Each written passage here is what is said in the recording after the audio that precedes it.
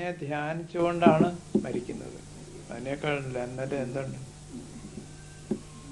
ഇന്നലെ എനിക്ക് അമ്മയുടെ ചെല്ലുമ്പോൾ ഞാൻ പോയി എന്ന് വിചാരിച്ചിരുന്ന അമ്മയ്ക്ക് ഞാൻ തിരിച്ചു വന്നു എന്നറിയുമ്പോൾ എന്തോ ഒരു ആനന്ദം. അമ്മ ആണെങ്കിൽ മരിക്കാൻ തുടങ്ങുകയാണ്. ഉടൻ തന്നെ കണ്ണ് രണ്ടും ഇത്രയും വികസിച്ചു. ഞാനങ്ങ് അടുത്ത് ചെല്ലുന്നതിന് മുമ്പ് തന്നെ അമ്മ രണ്ട് കൈയും നീട്ടി. രണ്ട് കൈയിലും കുന്തങ്ങളൊക്കെ കുത്തി തുളച്ചൊക്കെ ഇട്ടിരിക്കുകയാണ്. അതൊന്നും അമ്മ നോക്കുന്നില്ല. എൻ്റെ രണ്ടും കയ്യിലും കയ്യിലെടുത്തു. അമ്മയുടെ ആഗ്രഹം തലയിലൊന്ന് കൈവെക്കണം. എനിക്ക് വേറെ ഒന്നും വേണ്ടെന്ന് ഞാൻ പറയും. തലയിലൊന്ന് കഴിച്ചാൽ കൈവച്ചു. അമ്മയ്ക്കും അറിയാം അമ്മ ഇപ്പം പോകുന്നു. എനിക്കും അറിയാം. അതുപോലെ ഋഗ്വേദത്തിനോട് യാത്ര പറയണം എനിക്ക് എന്നുള്ള ആശയത്തോടു കൂടി ഇത് പറയുകയാണ്.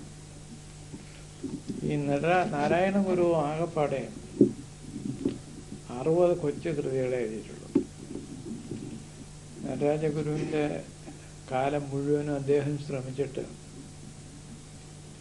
അതിൽ 18 കൃതികളെ അദ്ദേഹത്തിന് തർജ്ജമ ചെയ്യാൻ കഴിഞ്ഞു.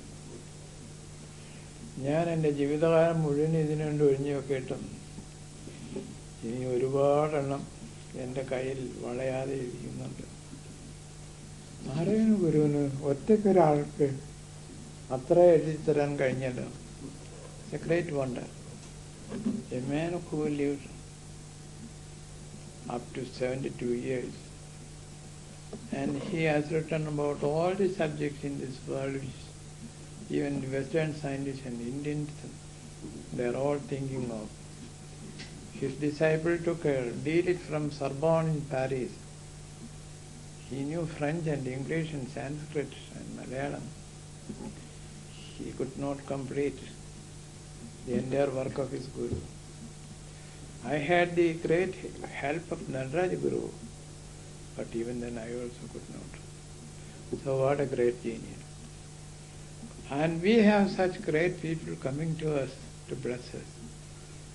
So we should spend every minute, every second wanting to delve into what is they said.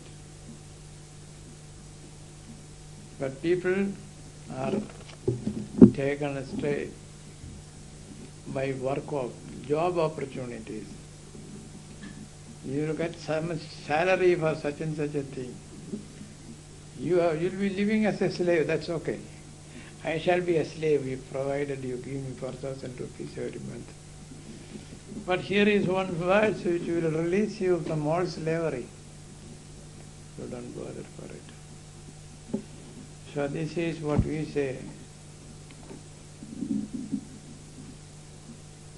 അപരന് വേണ്ടി അഹർനിശം പ്രയത്നം കൃപണത വിട്ട് കൃപാല് ചെയ്തിടുന്നു. ആരെങ്കിലും നന്നായിപ്പോയിക്കോട്ടെ, വേറൊരു ആഗ്രഹമില്ല. So such is this great work, and it was good that Mayama gave an opportunity now to record the voice of the first Guru, the interpretation of the second Guru, and the third one gives the voice. What a wonderful thing. Come again. We will do more work. എല്ലാവർക്കും വളരെ സന്തോഷം. ഞാൻ ഈ സൂക്കടൊക്കെ അതിന് ശേഷം ആദ്യമായിട്ട് സംസാരിക്കുക.